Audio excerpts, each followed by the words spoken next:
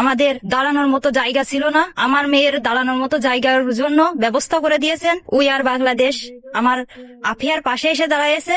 We are বাংলাদেশকে অনেক ধন্যবাদ যে আমার বাচ্চাটা একটু দাঁড়াতে পারবে সেরকম জায়গা করে দিয়েছেন। তার যে নিউজটি আমি এটা ইন্ডিপেন্ডেন্ট টিভি এবং নাগরিক টিভি সহ বিভিন্ন গণমাধ্যমের মাধ্যমে জানতে পারি যে আফিয়ার বাবা তার রঙের কারণে তাকে ছেড়ে চলে যায়, তাকে ছেড়ে দূর প্রবাসে চলে যায়। তুমি খাও একটু, ওদের ড্রেসও নিয়েছে না? আচ্ছা তুমি খাইছো একটু? আচ্ছা, বুঝতে পারছি।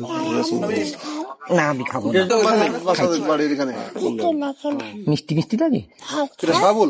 খাও। না না, ওই আরেকটা আচ্ছা, সে ওরা অন্যের ঘরে বসবাস করে, এটা দেখে আরো বেশি খারাপ লাগছে।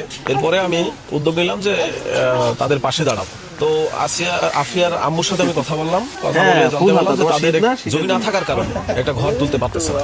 তো এর মাঝে আরেকটি সংবাদ আসলো যে কোনো এক রাজনৈতিক সংগঠন তারা ঘর করে দিয়ে যাচ্ছে, কিন্তু জমির জন্য করতে পারতেছে না। তো আমি আজকে আফিয়ার বাসায় চলে আসলাম এবং আজকে আমি ওদের ঘর তৈরি করার জন্য একটা জমি যে দরকার সেই জমির জন্য আমি টাকা হস্তান্তর করেছি আমাদের উই আর বাংলাদেশ ওয়াবের পক্ষ থেকে, আমাদের সংগঠনের পক্ষ থেকে।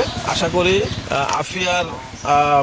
আফিয়ার ঘর তৈরি হবে, আফিয়া একটি সুন্দর পরিবেশ পাবে এবং আফিয়ার পাশে শুধু আমি না, আমার পুরো বাংলাদেশের মানুষ আফিয়ার পাশে আছে। আলো আসবেই ইনশাআল্লাহ।